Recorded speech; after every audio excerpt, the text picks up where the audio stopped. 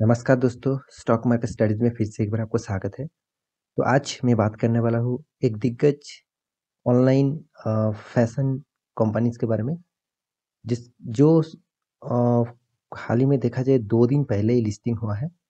और इस कंपनी का मैं आज बात कर रहा हूँ क्योंकि जब इस कंपनी का आईपीओ आने वाला था, तब इसके ऊपर मैं अलग से वीडियो बना के दिया था। और तब आपको मैं बताया था कि कंपनी लिस्टिंग होने के बाद लॉन्ग टर्म के लिए क्या होने वाला है, उसके ऊपर मैं ज़रूर एक अलग से वीडियो आपको बना दूँगा। तो आज इस कंपनी के बारे में सारी जानकारी यहाँ पे देने वाला हूँ और लॉन्ग टर्म के लिए इस कंपनी में क्या राय होने वाला है, उसके बारे में भी आपको बताऊँगा। तो वीडियो को पूरा देखना और इस कंपनी में निवेश करना चाहिए तो मतलब निवेश करना चाहते हैं तो इस कंपनी के बारे में सारी जानकारी ले लीजिए, उसके बाद निवेश करने के लिए सोचिए। तो चलो इस वीडियो को शुरू करते हैं। देखिए मैं पहले चार्ट पैटर्न के ऊपर आ चुका हूँ, यहाँ पे देख सकते हैं कंपनी का नाम जो है वो नाइका शेयर प्राइस में यहाँ पे लिखा हूँ। Actually fashion e commerce venture limited company का जो नाम है वो इस कंपनी से बिलोंग करते हैं और इसको जो मार्केट में जाना जाता है वो है एक्चुअली नाइका। तो नाइका का ऑनलाइन बिजनेस है, ज़्यादातर ऑनलाइन से काम करते हैं, ज़्यादातर कस्टमर फील्ड में काम करते हैं और टोटली कॉस्मेटिक्स के प्रोडक्ट और बहुत सारे प्रोडक्ट्स कंपनी बेचते हैं। तो मैं इसके ऊपर पूरा डिटेल्स में आईपीओ में आपको बताया था और ये भी बताया था कि कंपनी जब आईपीओ में जब लॉन्च होंगे तब एक अच्छा खासा आपको प्रॉफिट देखने को मिलेगा। उसी का प्रॉफिट आपको मिला है, ज़रूर मिला होगा, आप इस आईपीओ में खरीदारी करके रखे थे। तो तो यहाँ पे देख सकते हैं कुछ अच्छा खासा एक चार्ट पैटर्न देखने को मिल रहा है। टोटली अभी देखा जाए तो जब से मार्केट लिस्टिंग हुआ है, तो मार्केट में एक्चुअली लिस्टिंग हुआ है 10 नवंबर में। तो आज देखा जाए तो 15 नवंबर है, तो 2 दिन मार्केट बंद था। 13 और 14 तारीख को बंद था, तो 15 तारीख को फिर से मार्केट ओपन हुआ।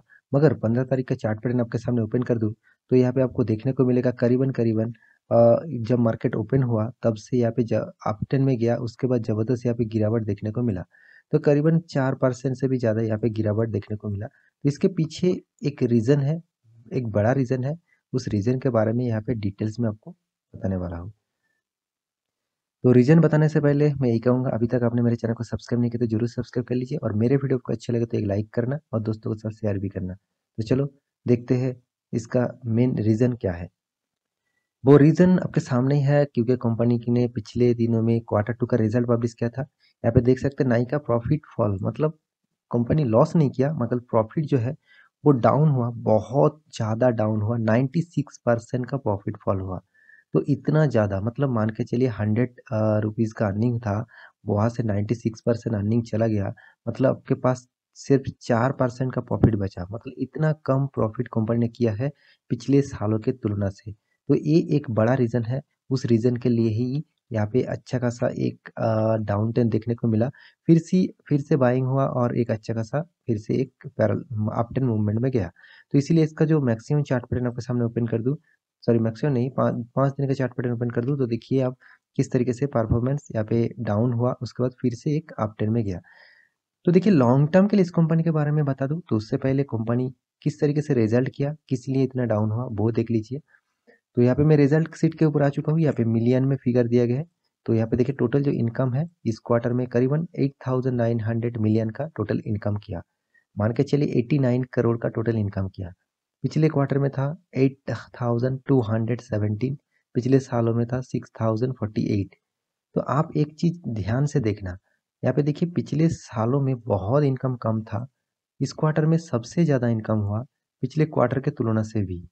फिर भी यहाँ पे दोनों में ही आपको ग्रोथ देखने को मिलेगा, दोनों में ही। फिर भी आपको देखिए एक्सपेंस के बारे में बात करूँ तो कंपनी ने 8,890 मिलियन का एक्सपेंस किया, करीबन 88 करोड़ का एक्सपेंस किया। और पिछले क्वार्टर में 8,100, पिछले साल में 5,700। मोटा मोटी देखा जाए एक्सपेंस कंपनी जितना इनकम किया उसी के हिसाब से एक्सपेंस भी किया है। साथ ही साथ कंपनी का जो टैक्सेस है उस टैक्स को पे करना पड़ा। टैक्स पे करने के बाद कंपनी के हाथ में आते हैं प्रॉफिट आफ्टर टैक्सेस। टैक्स पे करने के बाद कंपनी के हाथ में ये आते हैं प्रॉफिट आफ्टर टैक्सेस। वो चीज़ आपको देख के कुछ मतलब चेंज हो गया, बहुत डाटा चेंज हो गया। तो इसका कारण बहुत अलग-अलग कारण है। तो देखिए यहाँ पे मात्र 11 मिलियन का मतलब एकदम ना के बराबर प्रॉफिट हुआ है, पिछले क्वार्टर से भी कम। इनकम अच्छा हुआ सब क्वार्टर से तुलना में। और सबसे बड़ी बात, पिछले सालों में तो बहुत कम इनकम हुआ था, फिर भी पिछले सालों में 269 करोड़ का टोटल, सॉरी करोड़ नहीं, 269 मिलियन का टोटल प्रॉफिट किया, जो यहाँ से कंपैरिजन करूँ तो बहुत बहुत कम, करीबन 96% का प्रॉफिट यहाँ पे ही आपको डाउन देखने को मिला।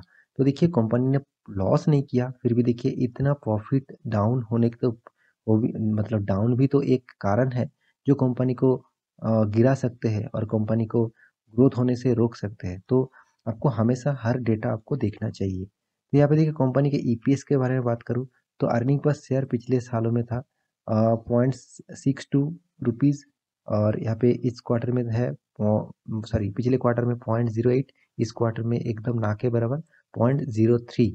तो अर्निंग पर शेयर भी थोड़ा सा कम हो चुके हैं।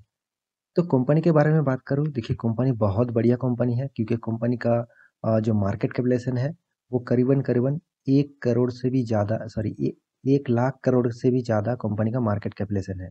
बहुत बढ़िया कंपनी है।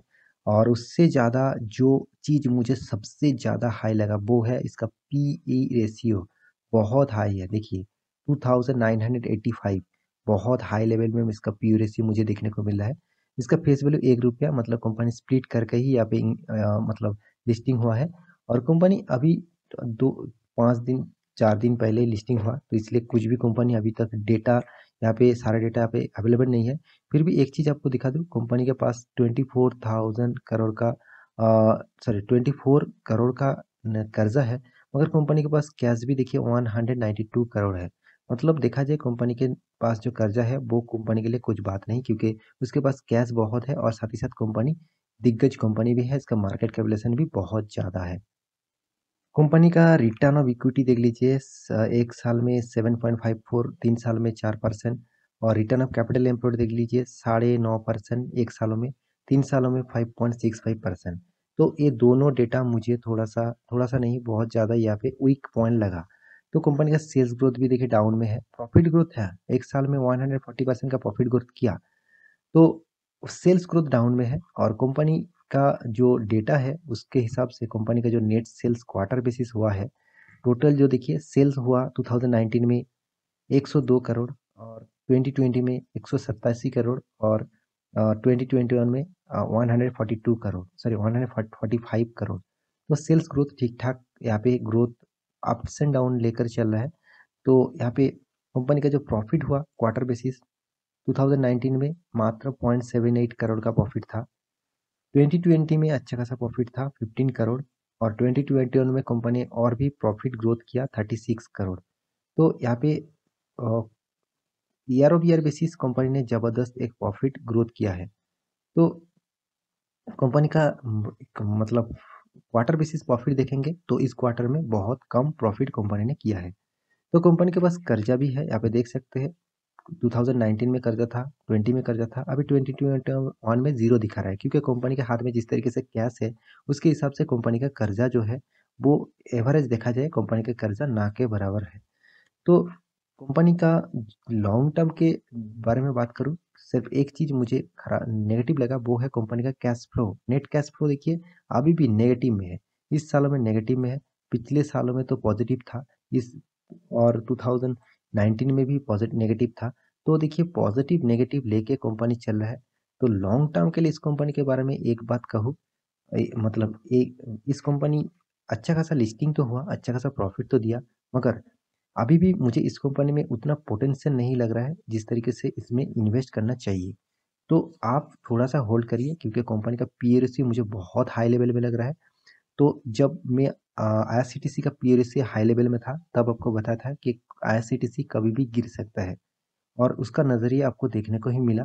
और इस ई कॉमर्स के दुनिया में ये नायका कंपनी नया आया है, तो नया लिस्टिंग होने वाला कंपनी में आप ज़्यादा निवेश करने के लिए जल्दबाजी मत करिए, थोड़ा सा पेशेंस के साथ बने रहिए, आपको सस्ते में ज़रूर इस कंपनी का प्राइस रेंज आपको देखने को मिलेगा, तब इसमें खरीदारी ज़रूर कर लेना, क्योंकि कंपनी का जो नज़रिया है, कंपनी का जो बिजनेस मॉड्यूल है, मेरे हिसाब से कंपनी अच्छा खासा एक आपको फ्यूचर में रिटर्न जरूर दे सकते हैं। तो इस कंपनी के ऊपर स्टडी करिए, उसके बाद निवेश करने के लिए सोचिए। तो आशा करता हूँ सारी जानकारी आपको मिल चुका है।